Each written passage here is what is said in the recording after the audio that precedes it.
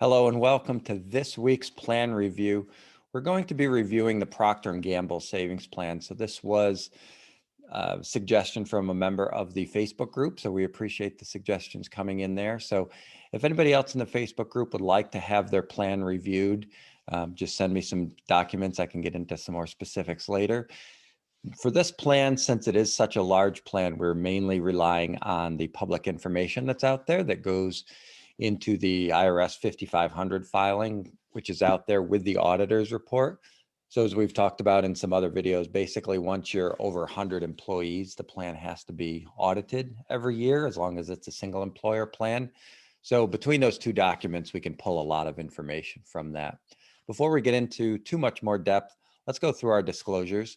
This video is to provide general information. Nothing in this video should be considered specific tax, legal, or investment advice. Don't act on any of this information without first consulting your tax, legal, or investment advisor. So, like I said, we're reviewing Procter & Gamble savings plan, which isn't just a large plan. We'd consider this a mega plan with nearly 3.6 billion in assets and over 33,000 participants. So we don't know a whole lot about the service model because that's the one thing that doesn't come through on all the tax filings. So what we're talking about in service model there is how frequently the employees are being met with and to what level of service they're getting. Obviously, over the last 12 months, that stuff is very fluid. We're not having a lot of in-group meetings as advisors. So the service models are shifting. So we give a little bit of a pass there. But in general, unless we're having conversations with some of the participants and getting into that service model, we just don't know a lot about that. But we'll talk about the fee structure, the investment choices, a little bit of plan design, and talk briefly about benchmarking. So one of the first things I look at is I pull up the history of those 5,500 reports, and we look at the participant count, the assets in the plan. What was striking here is the average balance has doubled over the last 10 years. So as the participant count has shrunk, assets have still grown. That's based on obviously employee contributions and a whole lot of market growth that was in there. So I think this plan with the balance of where it's at right now, I think this is sort of symbolic of the 401k universe as a whole. Coming out of 08, 09, where the market was at lows, and then moving forward the next 10 years, we've seen really good growth across multiple asset classes. So that comes through here on this plan when you're looking at the far right column of the average balance.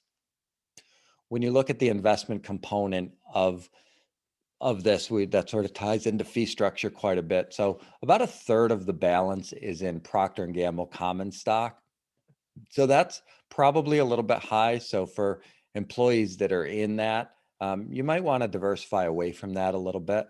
That's not a commentary on whether I think Procter & Gamble is going to go up or down. It's just a conversation about concentration risk, and do you want to have that that much of your retirement in that one specific stock. They also have some company stock in there from Smuckers, which was an acquisition.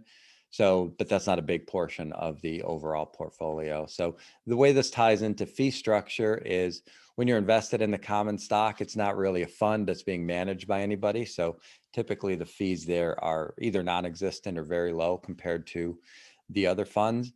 The other funds here are collective trusts, which we see a lot in large size plans, meaning they're different than the typical mutual fund or ETF offerings that are commonplace in most plans out there. So what those are is they're put together specifically, sometimes for a company specifically or spread across multiple companies, but they're designed to be only accessible to participants in this plan. So they don't have ticker symbols, 5-letter ticker symbols that you can look up like we can mutual funds. So it sometimes can make it a little bit harder to find out information on those, but a lot of times they're index funds and they follow a specific index. So for example, you have the BlackRock fund in here that follows the Russell 2000, right? So that's going to be small cap stock. So a lot of times you can match these funds and their performance up against the index, and you'll find out what the fee is that way. It's also available on the employer fee disclosure as well. So structure wise, from a fee standpoint, you have collective trusts and you have the common stocks in here. If we were to take a look at the common stock performance over the last bunch of periods here on trailing returns. So um, the only place that really stands out against the sector and against the index is the 3-year number, very good 3-year number. But over 15, 10, and recently it's lagged a little bit. So that can really put a damper on the growth of the participants' portfolio. Like we talked about, well over a third of the balance here is in that one stock. So that's something, again, we want to look to pull away from that a little bit if you can and spread yourself out among the other collective trusts that are available there. When we talk about fees, it's the overall plan fees and then how they're charged. So this is one where the participants are picking up some of the management fees, operating expenses, and administrative costs. Certain things like loan processing fees, they're charged to the individual who's taking that loan. So more transactional type fees, which is pretty common. Everything else is spread across the participants based on their balance and comes from the performance of the fund. So All Right here is running this plan. They're getting about $1.3 million as far as what their fee is concerned. For advisors who typically work on smaller fees, it's interesting to look at fee structures that big, but it comes across at about $40 per participant, 4 basis points if you look at that compared to assets. So that's reasonable for a plan this size. We'd like to see companies pick up that tab if they can and not really push that back on employees, but they certainly have the right to do that and are doing that here. One good thing is here, as we talked about, every plan over 100 employees has to go through that audit. So Deloitte's doing their audit here. It looks like that cost is being paid for by Procter & Gamble and not pushed back to the employees. So that's a good aspect of the plan's fee structure. From the design standpoint, nothing too crazy, exotic, or really all that exciting going on here. They have the traditional bucket for pre-tax contributions, and then they have the Roth bucket as well. So it's good that they have those. When the CARES Act passed last March 2020, they adopted all those features right away. So it was an interesting scenario where even though that act came out, it was still up to the individual plans to decide whether they were going to allow to have those features in the plan, and Procter & Gamble did here. Getting back into the investment lineup here, talking specifically a little bit more about investments rather than the fees. So they have the Russell 2000 fund in here. You'll see all those collective trusts that are run by BlackRock. They have a couple run by State Street, and then Northern Trust runs the short-term investment fund. What I don't see here is where they have a stable value fund. You would think a plan of this size probably would. The other thing they don't have, which is pretty common now, is some target date funds or birth year funds or some sort of allocation type model. So it's odd to see a plan this size not to have those available, but that might be something they're looking to add. I don't know. But they have that money market fund and they have the short-term investment fund. So they can, in some ways they're taking that position from the stable value fund, but there's no substitute for a stable value fund. And we certainly wouldn't ever say that a short-term investment or short-term bond fund is equal to a stable value fund in any way. They do have the other short-term government credit index in here run by State Street, and they have the natural resources. So the real return X natural resources fund in here, which is designed to fight against inflation. So those are your more conservative options. Again, you've got the Russell 2000, which is the small cap.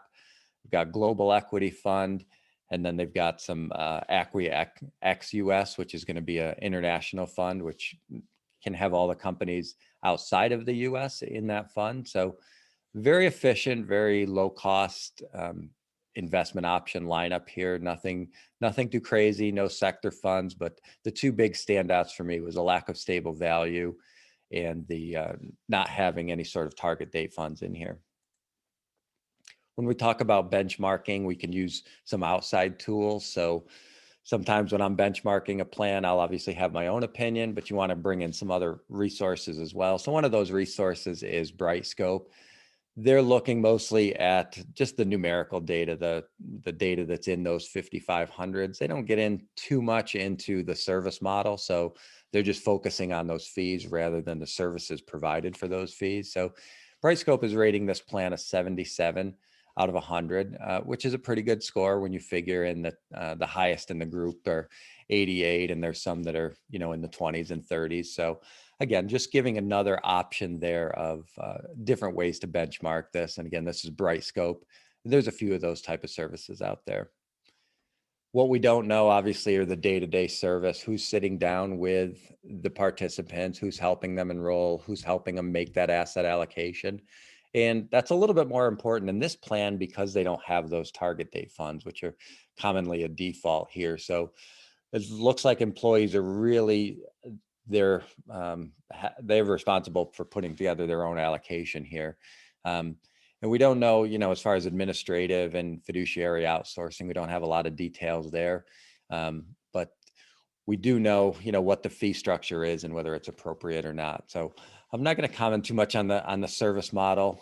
The plan design, I'd give a B+. I mean, there is no match here from what I can tell and from what I've read. The investment lineup, I'll give a B+ because it's a low cost, efficient lineup, but it is missing a couple things that I'd like to see. And the fees, I knock it down a little bit there because I'd like to see the employers pay all the fees. That's always a goal of mine, to get those employers to pay that and let the participants' fees not have to pay the fees, so that their money can grow a little bit faster for them. But overall, very good plan. I give it a B+. And a reminder for anybody who's in that Facebook group, if you'd like to have your plans reviewed, we can work together to figure out what documents we need. On the bigger plans, there's a lot more information available on their tax filings, but also there's some, other write-ups and things for plans this size. So if you're watching this on YouTube, you might want to join that Facebook group, 401k and beyond, so that you have a say in which plans get reviewed and also which funds get reviewed on Mutual Fund Monday. If you're in the Facebook group watching this, check out the YouTube channel. We're doing some additional fund reviews and some additional plan reviews that I'm not going to fill up the Facebook group with there. So I appreciate you watching this. If you have some ideas for other plans to look at, please reach out to me. We're looking for right now some 403B plans, maybe a little on the smaller side, and maybe some other smaller companies. We've done a few bigger ones here to get things going, but I'd like to look at some smaller plans as well. Thank you.